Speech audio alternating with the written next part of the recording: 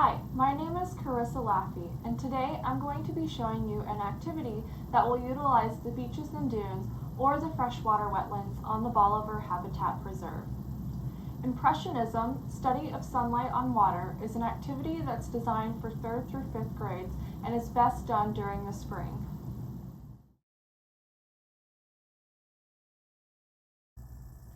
For a study of sunlight on water, you will need 1 watercolor palette per student, 4 watercolor brushes of varying tips per student, and 1 watercolor paper that is pre-taped to particle board per student.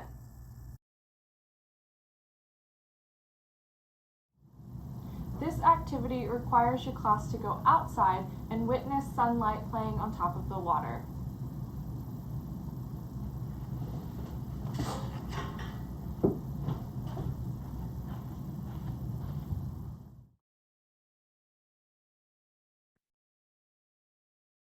During the last half of the 1800s, a remarkable movement in art was taking root and spreading throughout Europe and into the United States.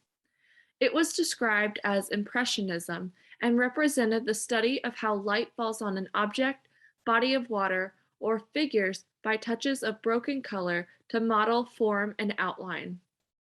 Landscapes, waterscapes, and all objects in and around them were painted with the idea that sunlight visually chops things up. Water has ripples and patterned textures, for example, and the sun points this out with dots and lines of yellow, white that seem to flow with the current.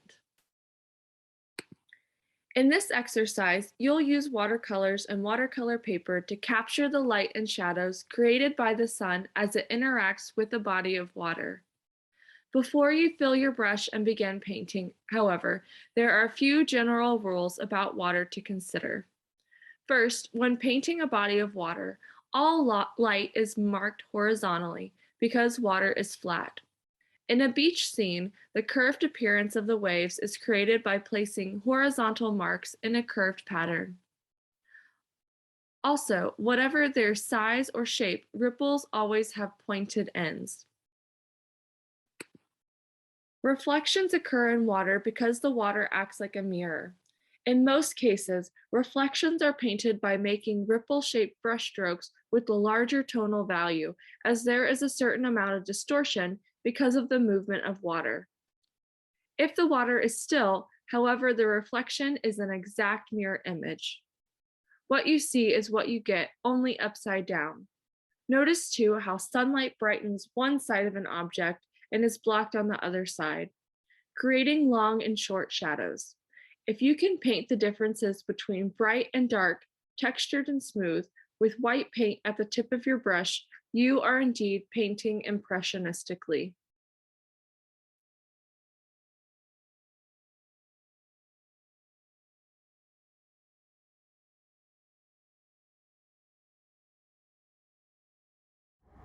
Find a comfortable spot on the beach where you are sitting and can see the water. Today you are doing a watercolor painting that is conveying the light playing across the water. The first thing that you need to do before you can add the paint is do your drawing. This one is really easy to plan out before you start painting. All you need to add is your horizon line. Your horizon line goes horizontal across your paper. It's always best to not cut your paper directly in half, but add your horizon line a little bit above or a little bit below halfway on your paper.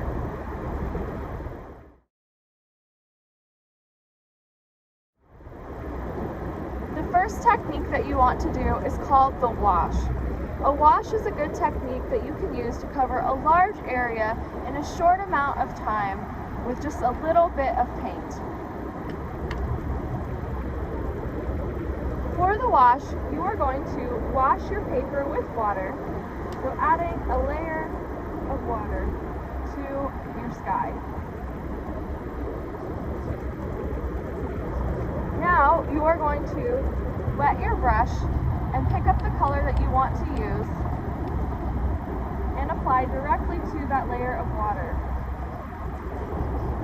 Notice how my paint is spreading really easily, and it's blending and bleeding into the areas where I already put that layer of water.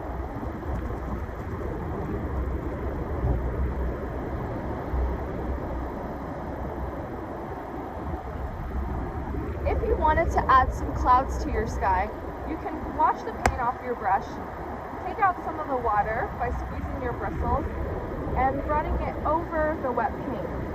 You can pick up some of the pigment this way and make white wispy clouds in your sky. This technique will also be important to use while you're painting the water.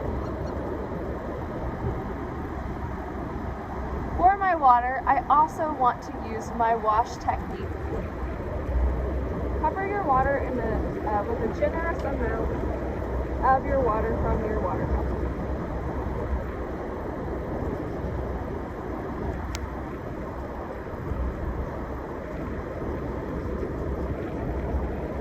When painting the ocean, it's important to have horizontal motion of your brush to create bands and variation in color with the water.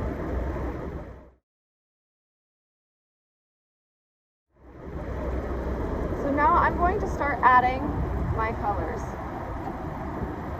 Today I think a deep blue color would work well. Remember, I am swiping my brush back and forth in a horizontal motion. And make sure that you are leaving your white spaces.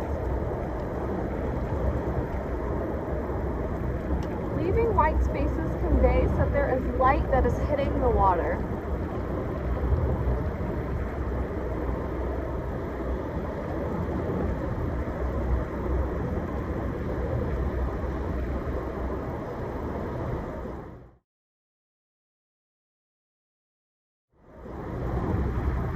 Noticing today that there is a certain section of my ocean that is much brighter than the surrounding areas, and this is because this is where my sun is shining down. So to really bring out this area where the light is shining on the water, what I can do is go ahead and make the other spaces darker in comparison. So in that case, I'm just going to add more darker blue bands in around where I want to have my sun shining. And remember to keep that horizontal motion in your brush. And just making horizontal lines and leaving some space in between.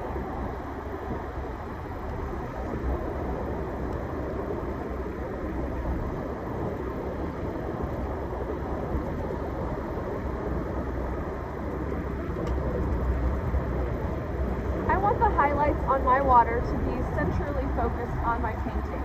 So I'm just going in and adding my darker colors around the edges.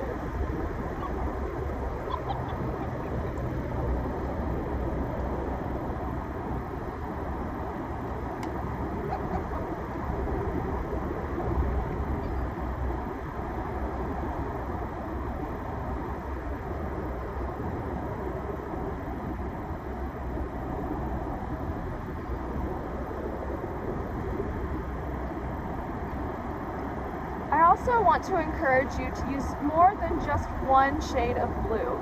Your painting could end up looking flat and not having any dimension. So now I'm going to go in and add some other shades of colors to my painting.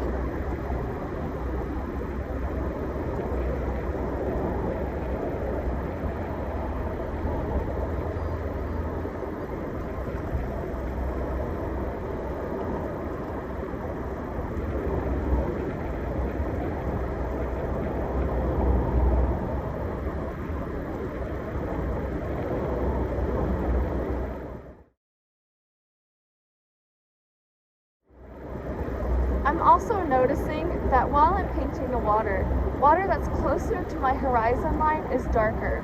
So I can go ahead and add my darker colors in closer to my horizon. Another good color that you can use on your horizon is purple. It'll really push things back into the distance. So if your students haven't added purple to their paintings, you can encourage them to do that as well.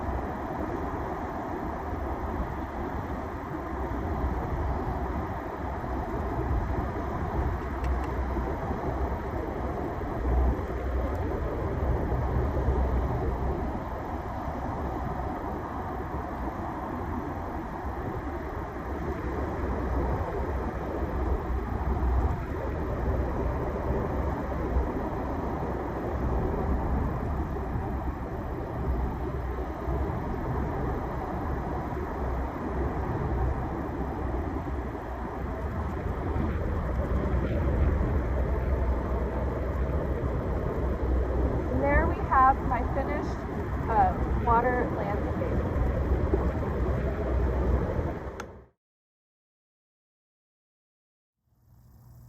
Your students will learn how to paint light and shadows on a body of water. They are going to be practicing plein air painting or painting what they see while they're outside in nature.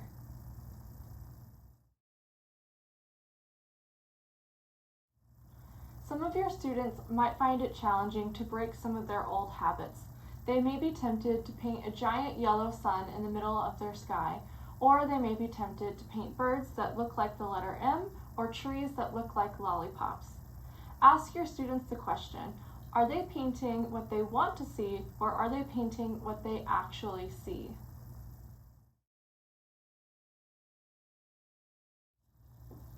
Impressionistic painting is an activity that's suitable for all ages. However, if you are doing this activity with 6th through 8th grade, encourage your students to make a painting for every season. That way your students can look over their paintings for the past year and see how their skills have developed.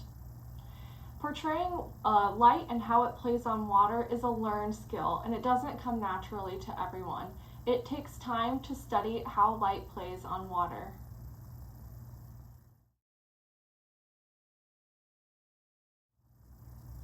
To close your lesson, ask your students to share what they like about their paintings. You can also ask them what they intend to improve upon the next time that they do an Impressionism painting.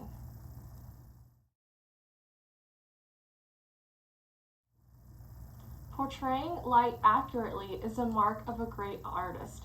You can have your students paint at the same location at different times of day. Your students will be able to see how light looks differently on the water during those different times of day, and ask them, how did the light changes affect your paintings?